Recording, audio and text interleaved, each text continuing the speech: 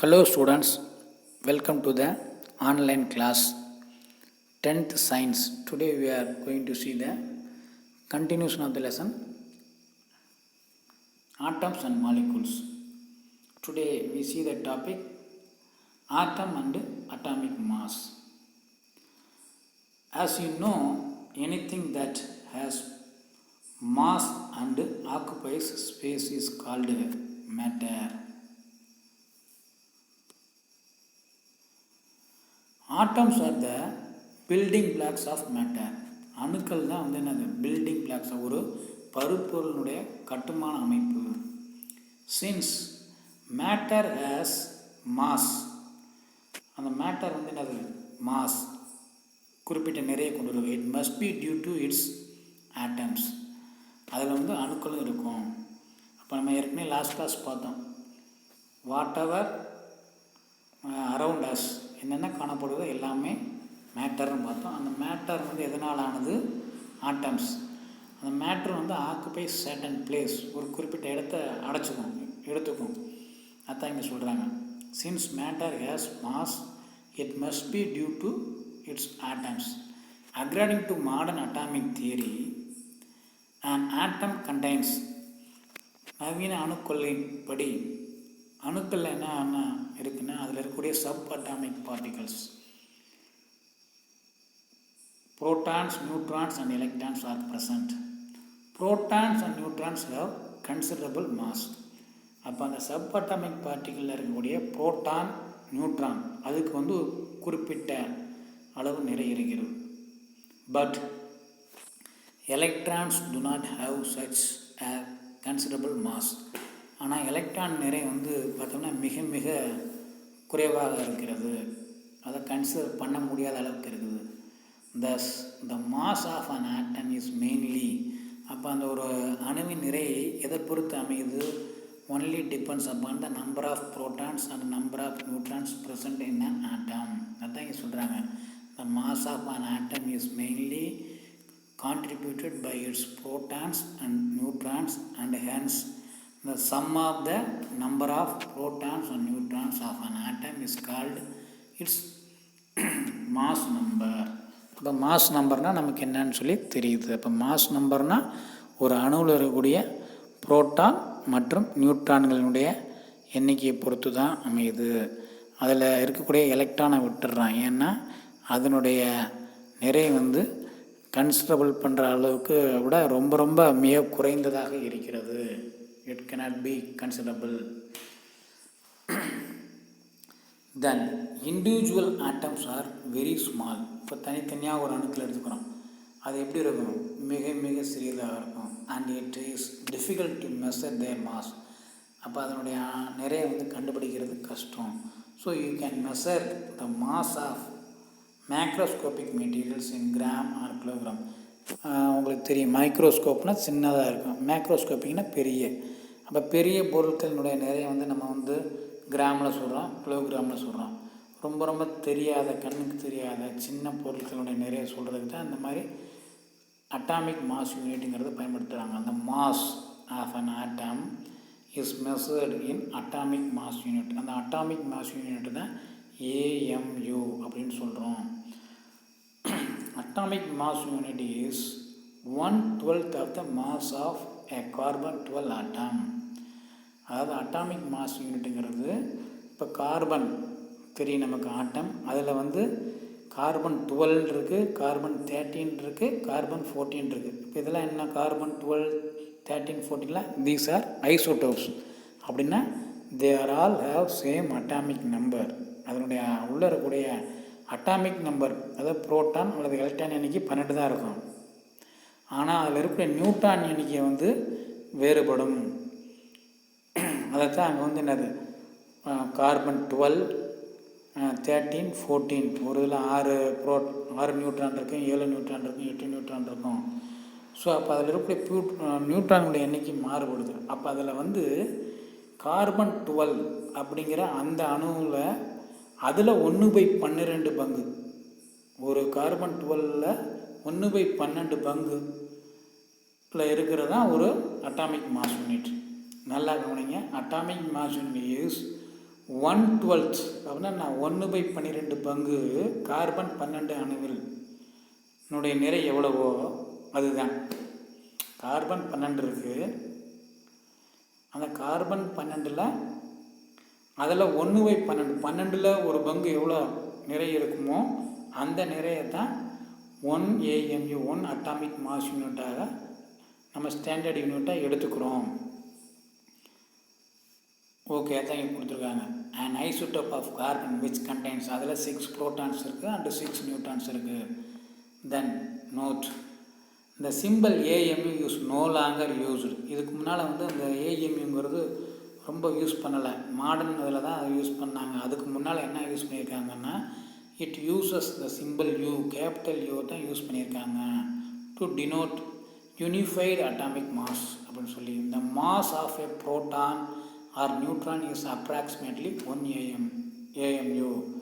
ஒரு புரோட்டான் இல்லை ஒரு நியூட்ரானுடைய அணு நிறை எவ்வளோ இருக்குது அப்படின்னு பார்த்தோம்னா அப்ராக்சிமேட்டாக 1 அட்டாமிக் மாஸ் யூனிட்டாக இருக்கிறது, ஒரு அணு நிறை அளவாக இருக்கிறது. Then next we see the topic relative atomic mass. அதுதான் RAM, relative atomic mass. அப்போ இந்த ஹெட்டிங்லேயே நமக்கு தெரியுது ரிலேட்டிவ் அட்டாமிக் மாஸ்னால் தொடர்பு படுத்தி சொல்கிறது. அதாவது ஒரு பொருளினுடைய அட்டாமிக் மாஸை வந்து நம்மளால் டைரெக்டாக கண்டுபிடிக்க முடியாது. அப்போ என்ன பண்ணுறோம், அதை போல் அந்த கார்பனை போல் இத்தனை பங்கு இது இருக்குது. அப்போ அந்த கார்பனை வந்து ஸ்டாண்டர்டாக எடுத்துக்கிறான். அதுக்கு முன்னால் என்ன பண்ணாங்க, ஆக்சிஜனை வந்து ஒரு ஸ்டாண்டர்டாக எடுத்துக்கிட்டாங்க. இந்த ஆக்சிஜனை போல் இந்த அணு இவ்வளோ நிறைய இருக்கிறது. அதுக்கு முன்னால் என்ன வச்சுருந்தாங்கன்னா ஹைட்ரஜனை வந்து ஸ்டாண்டர்டு தனிமமாக வச்சுருந்தாங்க. ஹைட்ரஜனை போல் இந்த அணு இவ்வளோ நிறை கொண்டது, அவ்வளோ நிறை கொண்டதுன்னு சொல்லி கம்பேர் பண்ணி ரிலேட்டிவ் பண்ணி தொடர்புபடுத்தி சொல்கிறது பேர் தான் ரிலேட்டிவ் அட்டாமிக் மாஸ். அங்கே உள்ளே வர விஷயத்தை நான் வந்து உங்களுக்கு ஒரே வார்த்தையில் சொல்லிட்டேன். அதாவது ஒரு ரெஃபரன்ஸ்க்கு ஒரு எலமெண்ட்டை எடுத்துக்கிட்டு அதை கம்பேர் பண்ணி சொல்கிறது. இப்போ இருக்கும் இவன் எப்படி படிப்பான்னு அவனை பற்றி சரியாக தெரியாட்டி கரெக்டாக சொல்ல தெரியாட்டி இந்த அவனை போல் படிப்பேன் இவனை போல் படிப்பேன் அப்படின்னு சொல்கிறான். இல்லாட்டி இந்த அவன் உயராக இருப்பாங்க இவன் உயராக இருப்பாங்கன்னு சொல்லி சொல்கிறோம்ல, யாருன்னு அடையாளம் தெரியாட்டி இந்த அவனை மாதிரி இருப்பான் அப்படின்னு. அது மாதிரி தான் இப்போ இதை நான் இங்கே சொல்கிறேன், கவனிங்க. And as an atom is very small, its absolute mass cannot be determined directly.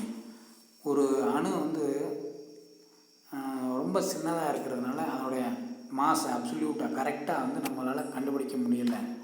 இந்த இயர்லி பயோனியர்ஸ் ஆஃப் கெமிஸ்ட்ரி, இதுக்கு முன்னால் ஆராய்ச்சி பண்ணவங்க, கெமிஸ்ட்ரி வேதியியல் ஆராய்ச்சி பண்ணவங்க used to measure the atomic mass of an atom relative to an atom of another element. மற்ற ஒரு தனிமத்தை தொடர்புபடுத்தி அட்டாமிக் மாஸை கண்டுபிடிச்சாங்க. They measured the masses of equal number of atoms of 2 or more elements at a time. They measured the masses, அதாவது அதுக்கு சமமாக இருக்கக்கூடிய அணுக்கள் 1, 2, 3 இதை இப்படி பயன்படுத்தியிருக்காங்க. To determine their relative masses. They established one element as a standard. அதில் ஒன்றை வந்து ஸ்டாண்டர்டாக எஸ்டாப்ளிஷ் பண்ணியிருக்காங்க, ஃபிக்ஸ் பண்ணி gave it a arbitrary value of atomic mass and using this value they measured the relative mass of the other elements. The mass obtained by this way is called relative atomic mass. So in the beginning the mass of hydrogen atom was chosen. First அவங்க வந்து எதை வந்து standard எலமெண்ட்டாக ஒரு reference எதை use பண்ணியிருக்காங்க, ஹைட்ரஜனை as a standard and mass of other atoms were compared with it. அதுக்கப்புறம் மற்ற எலமெண்ட் அதோட கம்பேர் பண்ணி கண்டுபிடிச்சிருக்காங்க.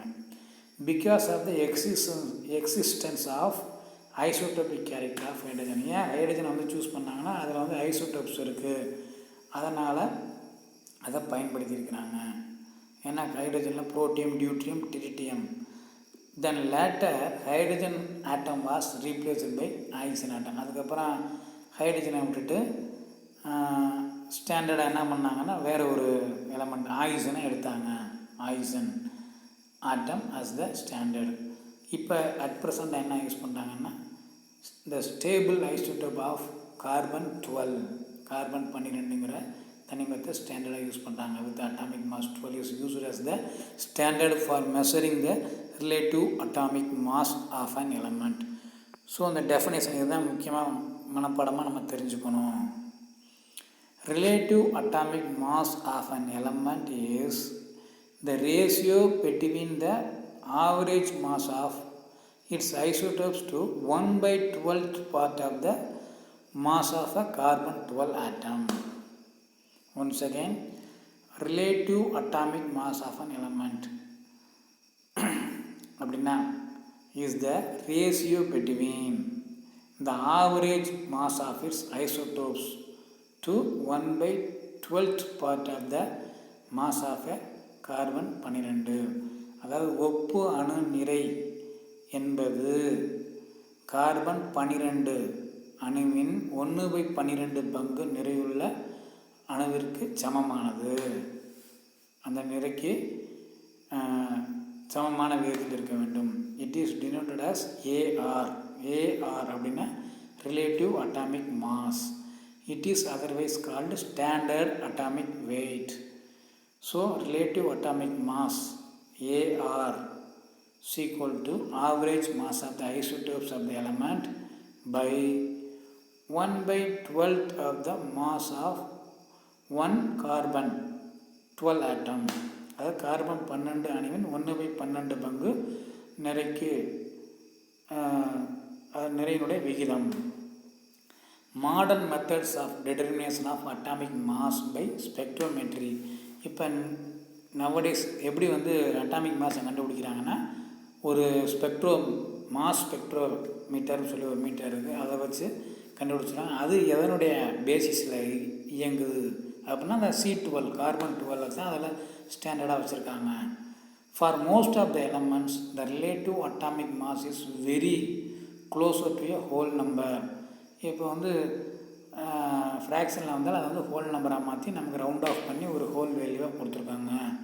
So you are given a following table.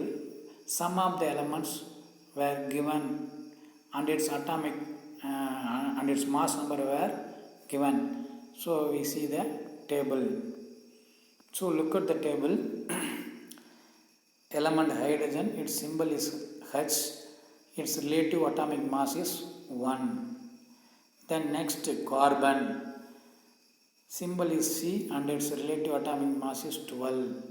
Then nitrogen, symbol is N, relative atomic mass is 14. Oxygen, symbol is O, relative atomic mass is 16. Sodium, symbol is Na, relative atomic mass is 23. Then magnesium, Mg, relative atomic mass is 24. Sulfur, S, and its relative atomic mass is 32. Okay students, we will see the continuation of the lesson on my next video. Thank you.